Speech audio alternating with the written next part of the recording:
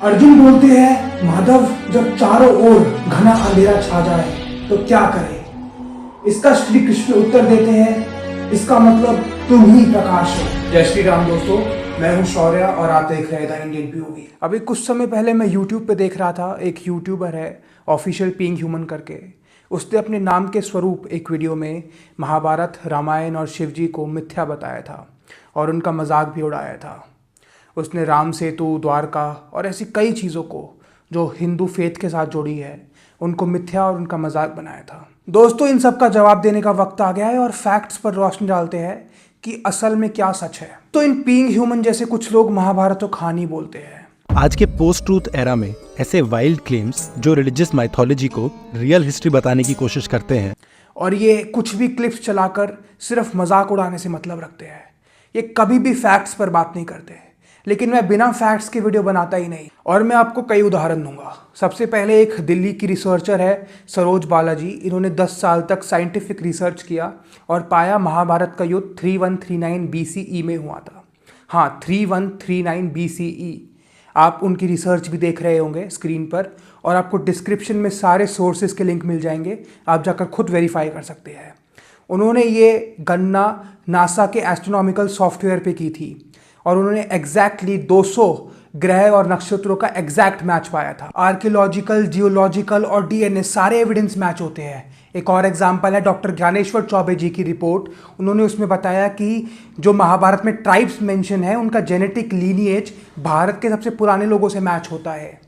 जब maps, evidence, DNA सब एक डायरेक्शन में प्रूफ दे रहे हो तो उसे मिथ्या नहीं, उसे इतिहास कहते हैं, जिसका मजाक इन्होंने बीइंग ह्यूमन ने अपनी वीडियो में बनाया है हवा में बातें कर कर। इनकी अब दूसरी चीज पर आते हैं, पशुपति सील, जो कि ये बोल रहे हैं कि शिव जी से कोई रिलेटेड नहीं है, ये सिर्फ एक बनाई हुई कहानी है।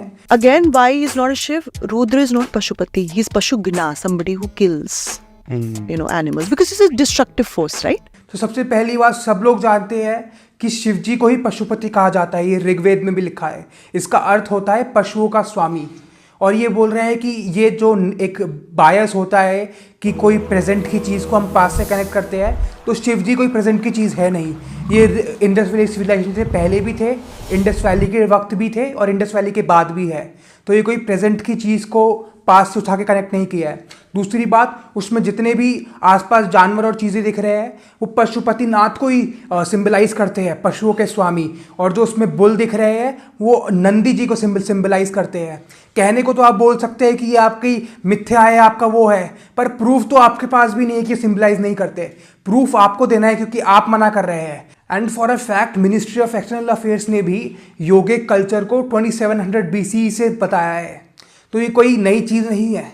ये सिर्फ हवा में बातें करने के लिए, फेथ को डिसबिलीफ बनाने के लिए कुछ भी कर सकते हैं कि लेफ्ट प्रोपेगेंडा फैलाना है तो इनको गालियाँ देनी शुरू कर दो, इनको अभद्र भाषा में कुछ भी इनका मजाक उड़ा दो, मीम्स चला के, क्लिप्स चला के।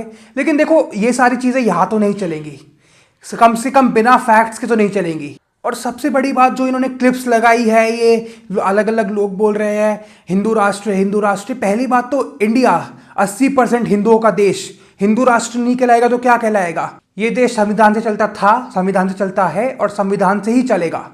हिंदू राष्ट्र का मतलब ये नहीं कि हिंदुओं के नियम लागू होंगे।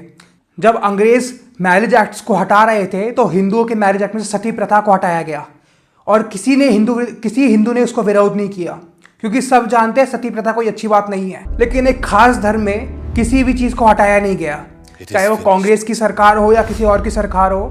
वो कोई भी चीज होती वुमेन के अगेंस्ट उस धर्म में, उसको नहीं हटाया गया, क्योंकि इनको वोट बैंक की राजनीति करनी है। और जब यूनिफॉर्म सिविल कोड की बात आती है तो हम कैसे यूनिफॉर्म सिविल कोड मान ले, हमें अपना ये करना है, हमें अपना वो करना है। और दोस्तों, सच बात ये है कि सारे लोग, सारी जाति, सारे धर्म में अच्छे बुरे लोग दोनों होते हैं। मेरा मकसद यहाँ किसी धर्म पे टिप्पणी करने का नहीं है, लेकिन जब आप एक देश में मेजॉरिटी को गाली देंगे, उनके फेथ को ऐसा बोलेंगे विदाउट एनी फैक्ट्स और जानबूझ के टारगेट किया जाएगा, despite the fact they are 80% in population.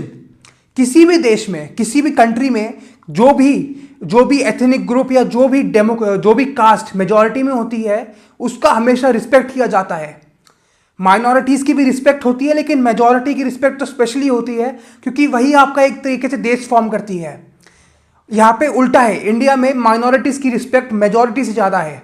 ये मैंने सिर्फ एक ही उदाहरण देखा है, इंडिया में ही माइनॉरिटी को कुछ ना हर्ट हो जाए, माइनॉरिटी को ये ना हो जाए, इसकी वजह से मेजॉरिटी की आवाज़ को दबा देते हैं। और दोस्तों खाली ये एक उदाहरण नहीं है, ऐसे अनेक उदाहरण है जो कि आए दिन हिंदू फोबिया फैलाते हैं।